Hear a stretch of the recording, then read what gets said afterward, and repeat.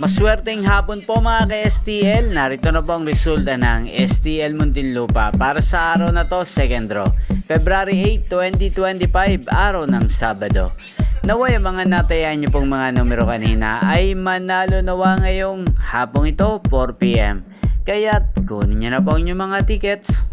Narito na po ang resulta. Ang mga numerong nanalo sa STL Muntinlupa ngayong hapong ito, February 8, 2025, 4 PM. Second draw result, 7 at 20 in exact order. Sa lahat po ng tumaya kanina sa STL Muntinlupa para second draw ng 7 at 20, congrats po sa inyo, panalo po kayo.